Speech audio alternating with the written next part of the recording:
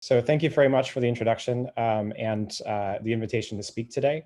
This is actually, some of this is a body of work that I started initially as a resident. I was very kindly from the vice chair of pathology at Penn was sponsored to do as Adam mentioned, I've been sort of bioinformatically inclined since I was about 6 years old. I had a mom who's a computer programmer and had me working at a DOS command line. I graduated to a Linux command line in college, and computation has been a part of what I've been doing for a very long time. So although I trained in genomics, as I did clinical training in pathology, I looked for opportunities essentially to see about bringing bioinformatic approaches into both some of our clinical workflows and also thinking into the research domain as well.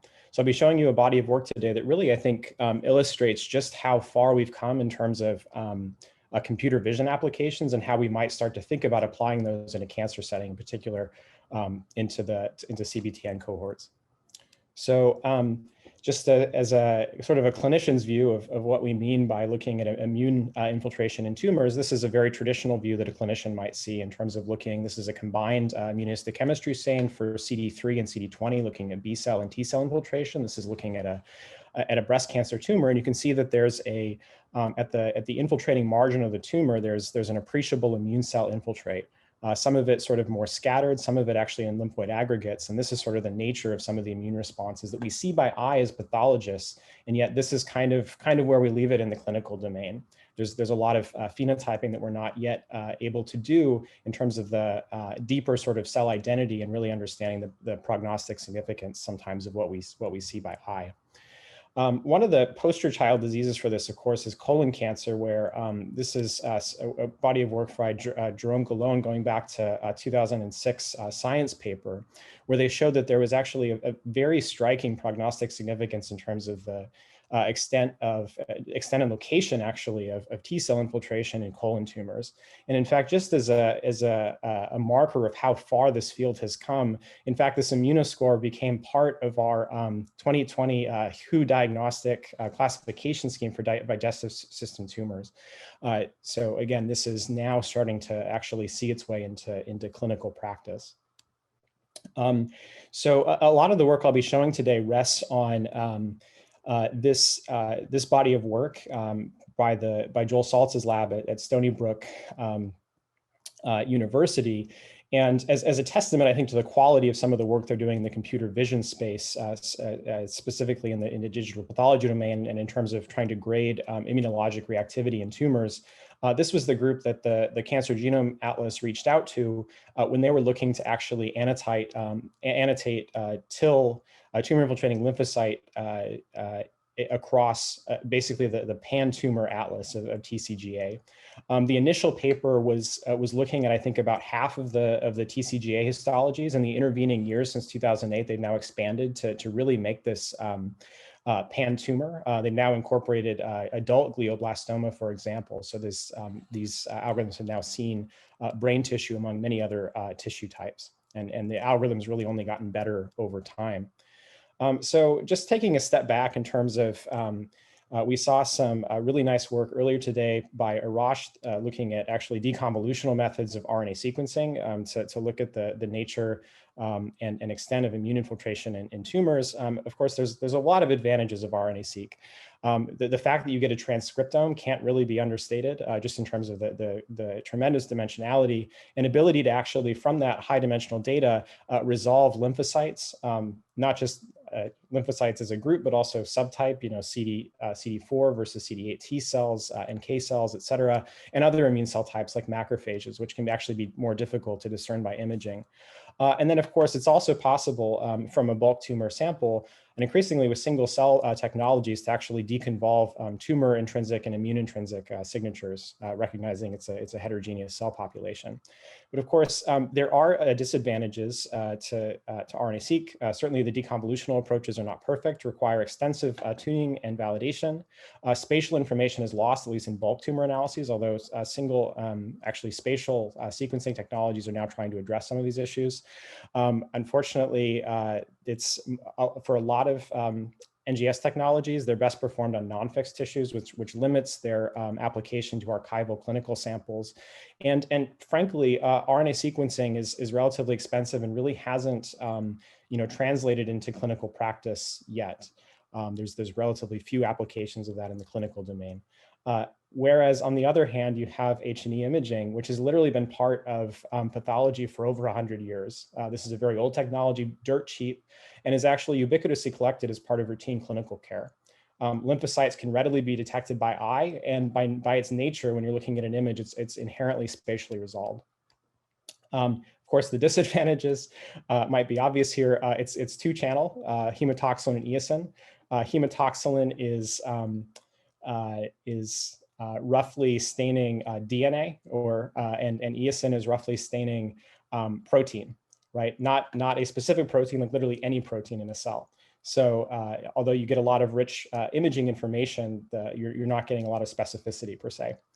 You really can't, although you can recognize lymphocytes, you can't really distinguish, are they T cells, B cells, NK cells, and really a lot of other immune cell types can be difficult to resolve. This is often best performed on fixed tissue. It will give you the best histology, but that can sometimes limit your ability to do NGS profiling. And of course, this dichotomy is increasingly getting broken down as spatial technologies are increasing their throughput through immunofluorescence and mass cytometry-based approaches, and then RNA sequencing is becoming increasingly single cell focused and spatially focused as well. So it's cool to see some of the crosstalk and improvement of each of these two modalities. So in terms of just an overview of the original Saltz paper, the input was digitally scanned images of H&E that were collected as part of the TCGA. I really can't overstate just how much, beyond the scope of the talk today, but how much convolutional neural nets and deep learning has really enabled just very robust methods for computer vision. So basically the input to this was literally a trained pathologist going through and annotating a set of images to provide as training data. And that was essentially it. You provide that as input to a convolutional neural net, and you can train it to recognize virtually any imaging type feature. Of course, Google has used this to train and recognize like cat videos, but we can do this in the clinical domain as well to recognize essentially any imaging feature that a human can recognize by eye. A computer can do it almost as well, if not sometimes maybe even better. And ultimately, it was iterative. So the initial set of predictions were generated. They go back to a pathologist that would feed back to the model. And through that feedback cycle, eventually getting to a model which was very, very robust. So the output of the model, it's actually not calling single, this specific model is not calling single cells, as so counting lymphocytes. A disadvantage, of course, is it's a little bit less, you might want that sort of resolution to be able to literally count the fraction of cells in an image, which are lymphocytes. But the advantage that using patch level identification is that it's really fast, dirt cheap, and allows you to run very quickly over whole slide images to really not have to worry as much about the sampling bias of selecting a specific region of interest, but really being able to do like an entire cell image. So it's calling lymphocytes on 50 by 50 micron patches. The output of the model is a probability, 0 being model's very confident it's not infiltrated, 1 being it's confident that it is infiltrated. And basically, if you just take the model and naively threshold at 50%, you get these beautiful, beautiful maps that call the regions of lymphocyte infiltration in tumors. So some of the first validation studies that we did using some of our clinical data from, this was work that I did as a resident, taking actually clinical samples that we were, being profiled on the adult side. One thing we could actually, TIL model is a bit of a misnomer because it just recognizing lymphocytes. So if you take, this was a paired normal sample, run it on a normal colon, this was a great validation because it showed that the lymphocyte positivity was primarily showing up in the epithelial layer, in the lamina propria of the colon, also sometimes scattered and sometimes in lymphoid aggregates as you'd expect. And the subepithelial layers are really mostly devoid of lymphocytes as you'd expect. So really nice to see that the internal positive and negative controls here in normal tissue were matching our expectation. But the thing that really really impressed me as I was trying some of these models on our data was the fact that it didn't matter what tumor type we threw at the model. We tried prostate, breast, colon, pancreas. These were images that were acquired, were stained in a different histology lab than the TCGA, were scanned at different resolutions, and representing different histologic types. It didn't matter. The quality of the image output or of the model output was really independent of many of those technical factors. The pancreatic, and you can appreciate too that there's just a tremendous variability in terms of the types, not just quantitatively, but also qualitatively, the types of infiltration that you're seeing in these tumors. We could also see in looking at basically serial sections that there was a high degree of reproducibility between slices taken from the same block of tissue, as you would hope to see. And in addition, as the model improved, we could see that it was also gaining in confidence. So you can also look at this quantitatively using contrast methods or actually information entropy type scores to judge model confidence. But you can appreciate that the dark areas are getting darker and the bright areas are getting brighter to reflect that as they incorporated, this was adding an additional 5,000 tumors to the model. The model only got better in terms of the quality of what it was able to provide. So again, the Saltz lab is currently, this is a collaboration that we've, a collaborative partnership with the Saltz lab. They're actually working on their 3rd generation model right now, which they've generously allowed us to use in the interim, and that will be published and made public in the summer of this year. But just to, again, give you a sense of some of the variability we saw in some of these cohorts, this is looking at the most highly, in a cohort of 200 patients, the most highly infiltrated colon cancer we saw. But you can appreciate it's mostly a stromal pattern of infiltration. So anything in black, basically, this was a very tumor dense region with glands, tumor glands here with infiltrating lymphocytes within the stroma. On the other hand, you get other tumors on another extreme, which are completely cold. So the vast majority of the tumors on the bottom of this image and is virtually devoid of lymphocytes. In fact, most of the lymphocytes here are only present in the residual normal tissue, which was sampled along with the tumor. But you also find tumors where you see this, really it's more the infiltrating edge of the tumor, very little sort of inside the tumor, truly in the tumor parenchyma. But then on the other hand, you see other tumors where it's the opposite, where rather than just at the infiltrating edge, you literally have lymphocytes that are infiltrating into the parenchyma. And we think these must mean different things. There must be something different about the biology of these tumors, about tumor immune signaling that drives some of these patterns of infiltration. And again, these are the sorts of things that you wouldn't get. These sorts of qualitative patterns are things that you couldn't get just by deconvolving your RNA sequencing data, for example. Just to make this point further in terms of some of these qualitative metrics being associated with outcome, the Saltz lab did some work to actually look at, and they have some of the metrics have fun names like Ball Hall Index and Banfield Rafferty Index, and basically these, they could show that these were actually associated with outcomes in different TCGA cohorts. So. And then looking at some of our clinical data at Penn, we could see that although there was, as expected, an overall increase in infiltration in colon tumors relative to pancreas, there's actually more variability within tumor than there is across tumors. And we could also see a correlation with molecular data, including MSI status, as you would expect here. But again, there's a range. We saw there was a decent correlation with TMB versus these TIL scores. And we could also see, in this case, we actually had RNA sequencing, FFPE RNA sequencing from Tempus, which we were able to correlate directly with the tissue we were imaging. And we could see that there were actually decent, but again, not perfect correlations between CD8 and CD45 and other immune markers here. One of the caveats actually with some of these approaches is you sometimes get these issues where although you see a lot of lymphocyte infiltration within the tumor here, sometimes you get residual tissue. This is actually a part of a lymph node which was sampled along with the tumor, literally as part of the same slide. And it's unclear if is this, and the residual normal or stroma tissue, is that incidental or is it part of the tumor response? I think difficult. We don't always know, but I think looking compartment-wise, I think is a crucial part of this, and actually being able to overlay other histologic features like tumor maps, like your stroma maps, et cetera, may actually help to put the TILs into context. So just to make that point, literally any imaging feature you can think of, you can build a model for. This is, again, as part of the collaboration with the Saltz lab. They've now, for colon specifically, now have models for normal epithelium, tumor, and stroma here. We can generate these beautiful maps to really put the TIL infiltration patterns into context.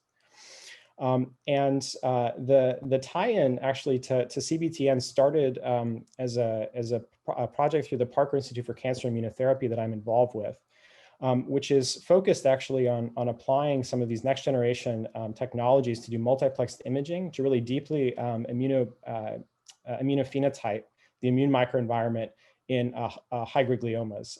There's a number of cohorts which are lined up, both adult and pediatric, and some of the adult cohorts actually in the setting of immunotherapeutic intervention like CAR T therapy, as well as checkpoint blockade. And here are some of the participants that are part of that initiative. And actually, as part of that effort, we were compiling through some of the collaborators I mentioned in the last slide, compiling a TMA, or tissue microarray, or tumor microarray, sorry, that we could actually send to Stanford for deep immunoprofiling of some of these tumors which are outliers in terms of their level of infiltration. And just to make the point that although gliomas are classically referred to as a cold tumor, there's clearly a range, and you find these outlier cases, and this is one of the patients as part of CBTN that we've actually submitted for these deep immunoprofiling technologies. And what was striking to me was, again, as we're doing a lot of this imaging analysis, I think there's an opportunity to potentially basically expand some of these approaches, since they are really pan-tumor, to potentially expand this analysis to the entire CBTN cohort, potentially other pediatric cancer types as well, as histologic data comes online. So the idea is this would again be a rich feature set that as other researchers are focusing on their specific aspect of CBTN related analysis, they could have this sort of rich set of what's been termed pathomics features to be able to correlate with any potential analysis that you might be interested in. The idea, and I'm currently working with some of the development team here locally, is to build and actually publish a public Cavatica workflow for automated TIL calling, and then potentially also expand into other histologic feature types. So again, anything you can see by eye, you can potentially train a model to automate. Just to give you a sense, I did a quick just look at the Kids First portal in terms of what data is available with paired like whole genome sequencing and H&E data.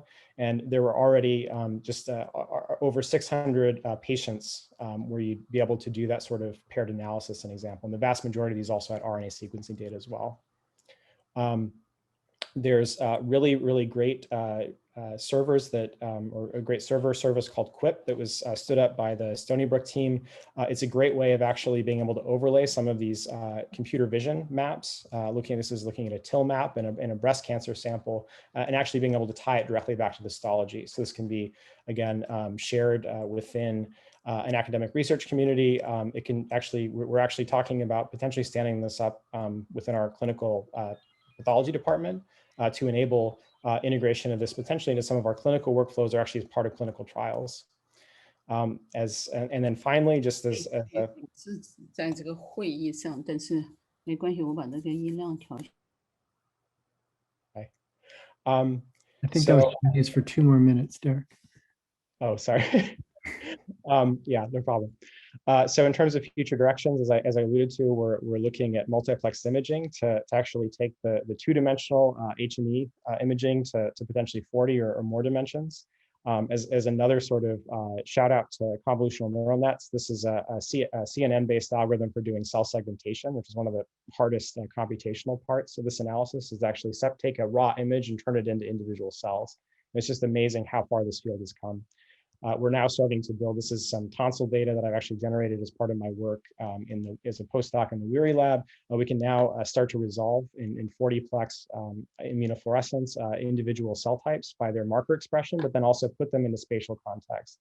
So you can see the epithelium, mesenchymal content within a tonsil, as well as germinal centers, and actually appreciate the spatial resolution here. So as just sort of a final sort of teaser question, you know, we see some of these patterns as pathologists, but what really drives the difference of the T cells which get stuck in a perivascular cuff versus those which actually infiltrate the parenchyma? And are these good actors or bad actors? I think that's what some of these spatial type approaches will allow us to really answer. So with that, this was a huge collaboration. Again, a big shout out to Mike Feldman, who actually sponsored me to do some of my digital pathology rotation as a resident, which I've now taken into my postdoc time and hope to take forward in my career as an independent physician scientist. And a number of people at CHOP locally who are working on trying to expand this out to the CBTN data. And with that, I'll take questions if you have time.